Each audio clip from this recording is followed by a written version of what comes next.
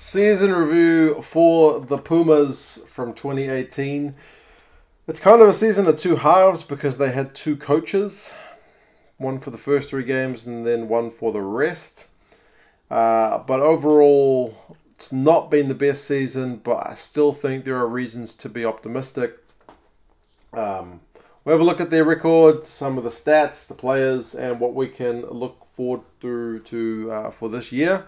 And you guys can let me know your thoughts. So the record, it does not make pretty reading. If you thought the Wallabies were bad, this is actually a worse record. 2 wins from 12 games. I'm not including the Barbarians game in that. But yeah, 1 win over South Africa at home and 1 kind of famous win over Australia away. But that was it. No wins in November. No wins in June. And yeah, that's kind of all she wrote. So the first 3 games were Hokard in charge. That was against Wales, 2 of them at home, and then 1 against Scotland. They were all lost, and that's when he resigned. Ledesma took over, and then they got that win over South Africa at home. But yeah, I'll have a look at the stats as well because there has been a bit of a shift.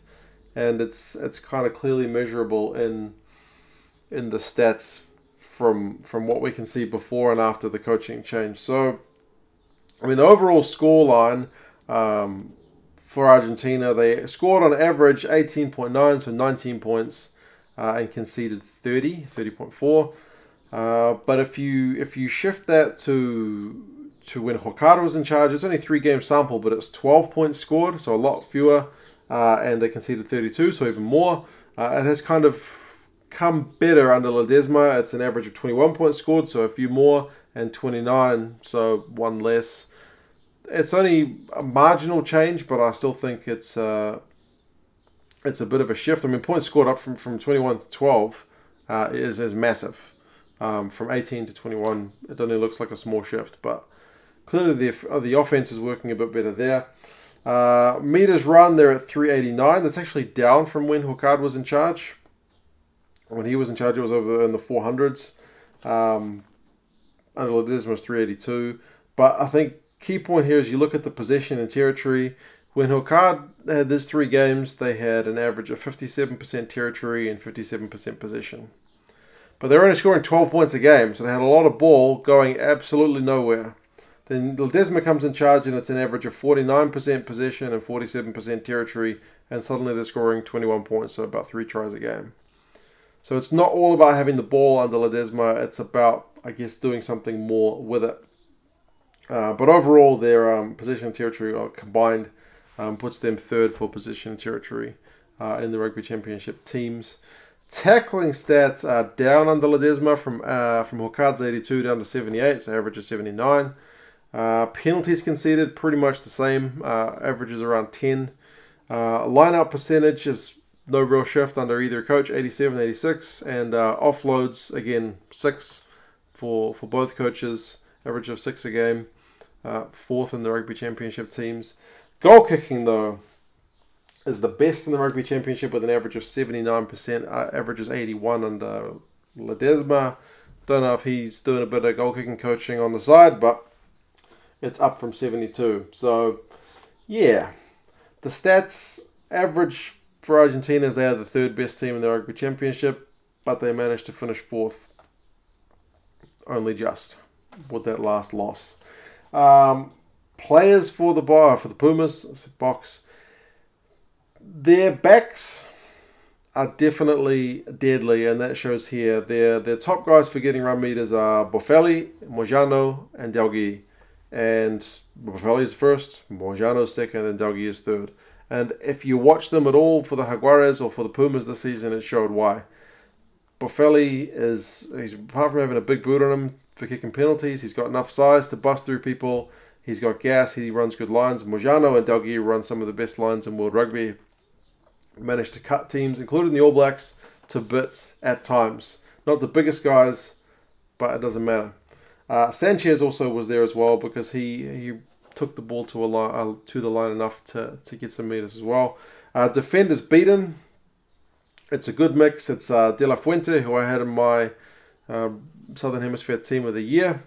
It's pleasing to see him there. Delgui, Buffalo, Mojano, all there just below him as well. Sanchez, Decio, Petty, and Orlando, kind of in that third tier of guys to get some defenders beaten. So it's a bit of a mixed bag, but still that similar theme of those key guys in the back line.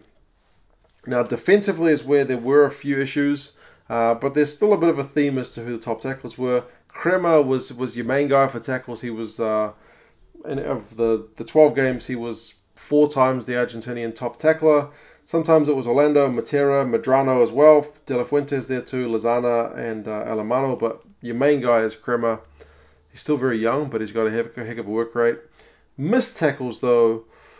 Sanchez, even though he's often defensively sound, still had a couple of games where he missed a few tackles. Orlando and Decio there as well. Plus at the bottom end, it's Matera, De La Fuente, Petty, Chaparro, and once Crema. But kind of like Peter Steph Dutoy, if you're making that many tackles, eventually you'll fall off 1 or 2, and that'll kind of bump you to the top of the missed tackle count. So there's certainly some attacking prowess there in that Pumas squad. But looking to 2019, there's one issue which is pretty glaring, and that is the scrum. The scrum hasn't been good for a while, and in 2019 it was really poor. The only game I seem to remember them actually getting on top was against the Springboks in Argentina, and they managed to win that game. Against Ireland, they were really getting dominated and just often on the back foot. It's not something we associate traditionally with Argentinian rugby. It's usually a strength, but it has become a weakness, and it needs to be addressed. Whether they can call some guys up from outside the Jaguares squad. They did that a little bit this year, where they do that some more to add to the depth for 2019. Might be needed, because at the moment, that was definitely a big problem. Defensively, also at times a bit leaky. That's an issue that will need to be sorted out. The discipline, I feel like, is getting better. They were conceding fewer penalties than Australia this year, so that's kind of a step forward. But as I said, defensively, playing 80 minutes is going to be crucial. There are enough games where the Pumas were in it and then lost it. So 80 minutes is going to be a big thing. Perhaps part of that's fitness, but I can't see that being the be-all and end-all. Also, how they go with Sanchez now not going to be playing for the Jaguares this coming season, it's going to be interesting, because will they have the same access to him?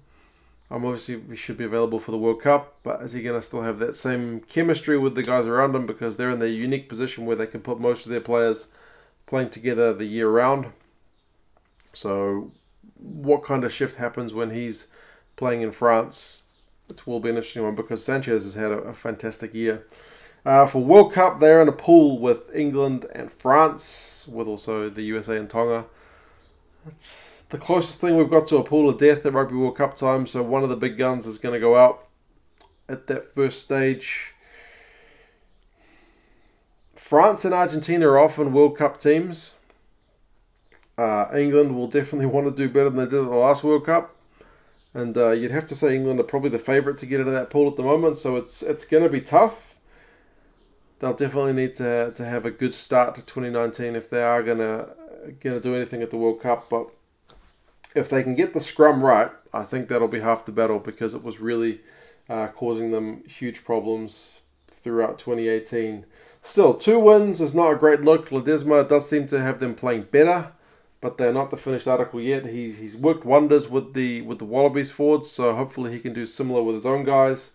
But yeah, you guys let me know what you thought of the Puma season. How do you think that will go for 2019? Kind of key guys, areas for improvement, all that stuff. And yeah, I'll talk to you again soon. See you later.